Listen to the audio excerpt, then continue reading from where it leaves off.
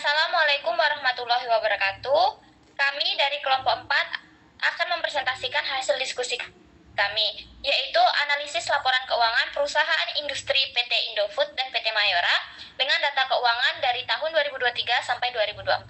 Dengan saya sendiri, Indika Cici Filia sebagai moderator dan presentator pertama, presentator kedua yaitu Dini Anggraini, presentator ketiga yaitu Marieta Sintiasari, dan presentator keempat yaitu Naila Sabita Halim. Langsung saja, di sini saya akan membahas tentang pertama-tama saya akan membahas tentang profil perusahaan. Nah, perusahaan industri diklasifikasikan ke dalam sektor primer, sekunder, dan tersier. Nah, PT Indofood dan PT Mayora termasuk dalam sektor sekunder, yaitu manufaktur makanan dan minuman (FMG) atau fast moving customer good. Nah, PT Indofood yaitu memproduksi vertikal terintegrasi dari bahan baku hingga distribusi. Global brand seperti produk mie instan yaitu Indomie, makanan ringan yaitu Citato dan Kitela, minuman susu yaitu Indomil. Nah, sedangkan PT Mayora yaitu berinovasi dan ekspansi produk global seperti Kopiko, Torabika, dan Roma. Dan selanjutnya di sini kami akan membahas tentang analisis horizontal PT Indofood data keuangan 2023 dan 2024. Nah, yang pertama yaitu ada analisis horizontal laba rugi. Di sini ada komponennya. Yang pertama yaitu penjualan bersih. Pada tahun 2023, PT Indofood penjualan bersihnya sebesar berapa tadi? Kayak mana tadi? Satu.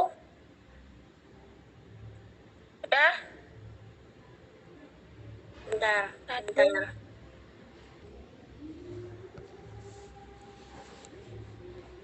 Itu gedein. Tunggu suaraku.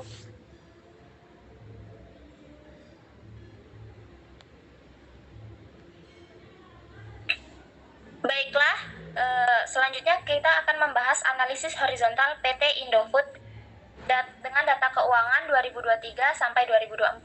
Nah, yang pertama di sini ada analisis horizontal yaitu laporan laba rugi yang dimana komponennya yang pertama itu penjualan bersih. PT Indofood penjualan bersihnya yaitu 110 miliar 827 juta. Pada 2024 yaitu berada pada angka 118 miliar 472 juta. Nah, selisihnya itu 7 juta 645. Nah, selanjutnya kita akan membahas tentang analisis horizontal PT Indofood dengan data keuangan 2023 sampai 2024. Nah, di sini kami menyajikan tabel analisis horizontal yaitu laba rugi. Kalian bisa melihat pada gambar tersebut. Di sini komponennya ada penjualan bersih, HPP, laba kotor, laba usaha, laba tahunan berjalan, kas dan setara kas. Dan di sini total asetnya yaitu 168 miliar 775 juta. Itu pada 2023. Nah, pada 2024 yaitu 178 miliar 513 juta. Dengan selisihnya yang pada tabel. Nah, total liabilitasnya yaitu 97 miliar 89 juta pada 2023 dan pada 2024 yaitu 102 miliar 20 juta. Nah, pada selisihnya kalian bisa melihat pada tabel selisih dan perubahan. Nah, total liabilitasnya itu ada 1 miliar 686 juta. Pada 2023, nah 5 miliar 591 juta. Yang kedua, ya ini di sini ada analisis horizontal neraca tabel. Total asetnya pada 2023 yaitu 168 juta 168 miliar 775 juta. Nah, pada 2024 yaitu 178 miliar 513 turunnya kalian bisa melihat pada tabel, dan presentasinya kalian bisa melihat pada tabel. Itu untuk total asetnya. Nah, untuk jumlah liabilitasnya yaitu ada 97 miliar 89 juta untuk 2023. Nah, untuk 2024 yaitu ada di angka 102 miliar 922 juta. Dengan dengan naik turun dan presentasinya kalian bisa melihat pada tabel. Nah, yang ketiga itu ada jumlah ekuitasnya ya pada 2023 yaitu berada pada angka 71 miliar 686 juta untuk 2023. Untuk 2024 itu ada di 75 miliar 591 juta. Baiklah, kita akan melanjutkan untuk pembahasan yang kedua yaitu analisis vertikal PT Indofood data keuangan 2023 dan 2024. Selain membahas analisis horizontal, di sini kita juga akan membahas analisis vertikalnya.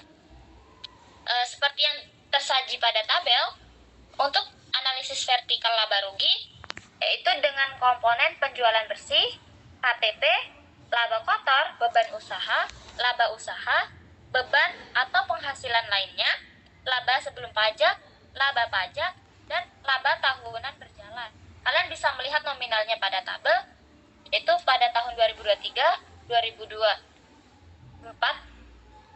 Nah, kemudian di sini kami akan membahas tentang kami menyajikan tabel analisis vertikal neraca.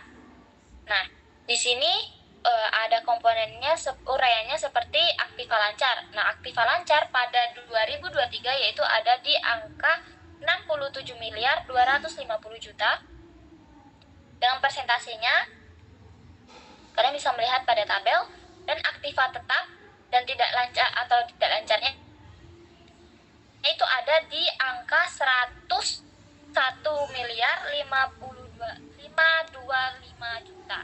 Nah, itu untuk 2023. Untuk 2024-nya itu ada di angka 107 miliar 863 juta. Itu ada 168 miliar 775 juta. Sangat banyak bukan? Nah, itu untuk 2023. Apakah di 2024 akan mengalami kenaikan? Tentu. Di 2024 analisis neracanya itu mengalami kenaikan di angka 178 miliar 513 juta dengan presentasi dengan presentasi yang bisa kalian lihat di tabel. Nah, ada pula total pasifanya. Total pasifa pada 2023 yaitu ada di angka 168 miliar 775 juta untuk 2023, dan untuk 2024 itu ada di angka 178 miliar 513 juta. Sama seperti aset, dan di situ harus balance. Selanjutnya,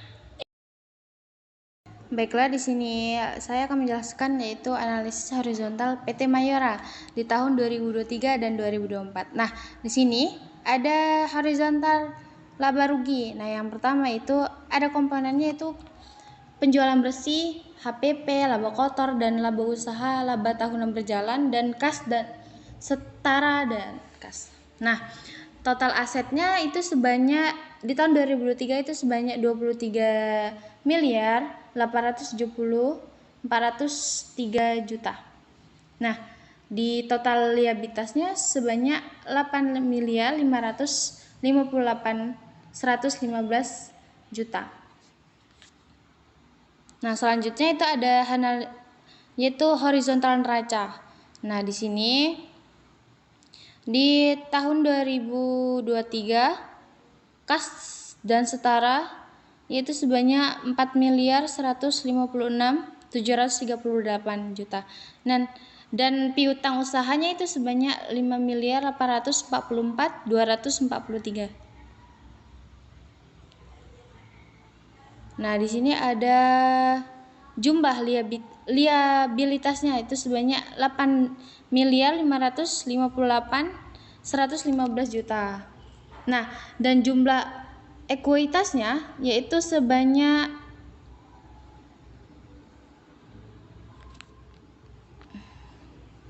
1 sebanyak 15 miliar 312 290 juta. Baiklah, selanjutnya itu ada analisis vertikal di PT Mayora pada tahun 2003 dan 2024. Nah, vertikal rugi labanya itu komponennya itu ada penjualan bersih, HPP, laba kotor, beban penjualan, beban umum dan admin, laba usaha, beban pajak, dan laba tahun berjalan. Nah, di sini ada vertikal neraca. Nah, uraiannya itu ada aktiva lancar, aktiva tetap, ya, dan total asetnya itu sebanyak 23 miliar 870 403 juta. Dan total pasifanya yaitu 23 miliar 870 403 juta. Selanjutnya, Baik, saya akan menjelaskan hasil perhitungan dan perbandingan analisis horizontal. A. Analisis horizontal rugi laba. Yang pertama ada penjualan bersih. Itu Mayora mengalami pertumbuhan penjualan lebih cepat 16,46% dibanding Indofood 6,90%, menandakan keberhasilan ekspansi pasar dan peningkatan permintaan produk. Yang kedua, laba usaha. Laba usaha Mayora melonjak hingga 8,29%, jauh lebih tinggi dibanding Indofood yang hanya naik 9,75%. Ini menunjukkan efisiensi operasional dan keberhasilan. Yang ketiga, laba tahun berjalan. Indofood berhasil meningkatkan laba bersih sebesar 4,20%, sementara Mayora mengalami penurunan sebesar 3,75%.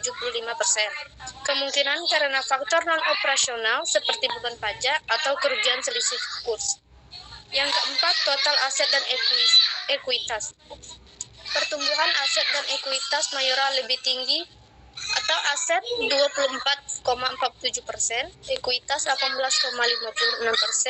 dibanding Indofood, yaitu asetnya 5,77%, ekuitas 5,45%, mencerminkan ekspansi bisnis yang lebih agresif dari Mayora. B. Analisis horizontal neraca. Yang pertama, pertumbuhan total aset, yaitu Indofood mencatat pertumbuhan aset yang stabil 5,77%, sedangkan Mayora tumbuh lebih agresif, yaitu 24,47%, menunjukkan adanya penambahan aset produktif secara besar-besaran. Yang kedua, kenaikan total liabilitas. Liabilitas Mayora naik signifikan sebesar 35,04%, menunjukkan bahwa ekspansi didukung oleh utang. Sebaliknya, Indofood naik moderat 6,01% sesuai dengan pertumbuhan asetnya. Yang ketiga, pertumbuhan ekuitas. Ekuitas Mayora naik lebih tinggi 18,56% dibanding Indofood 5,45%, mencerminkan peningkatan laba ditahan dan penguatan struktur modal pada Mayora. Yang keempat, kenaikan kas dan setara kas. Kas Mayora meningkat 10,70%. Menunjukkan peningkatan likuiditas, Indofood hanya naik 1,37%, menandakan posisi kas yang stabil dan terkendali. Yang kelima, pertumbuhan piutang dan persediaan. Indofood mengalami pertumbuhan moderat pada piutang dan persediaan sebesar 5-8%, sedangkan Mayora mencatat lonjakan besar pada persediaan 71,12%. Kemungkinan untuk memenuhi permintaan pasar yang lebih tinggi. Hasil perbandingan perbandingan analisis vertikal. Yang A, analisis vertikal rugi laba. Pertama, ada struktur biaya atau HPP terhadap penjualan. HPP Indofood 67,29% dan Mayora 67,45%. Keduanya cukup efisien dan berada di kisaran yang sama, menunjukkan kemampuan mengelola biaya produksi yang baik.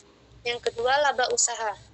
Margin laba usaha Mayora lebih tinggi, yaitu 15,84% dibanding Indofood, yaitu 14,54%, menunjukkan efisiensi operasional yang lebih baik pada Mayora. Yang ketiga, net profit margin atau NPM. Indofood sebesar 6,23%, sedangkan Mayora 8,30%. Meskipun turun dari 2023, secara umum Mayora memiliki profitabilitas bersih yang lebih tinggi, walau mengalami penurunan pada 2020. Yang B, ada analisis vertikal neraca. Pertama, struktur aset atau aktiva lancar PS tidak lancar.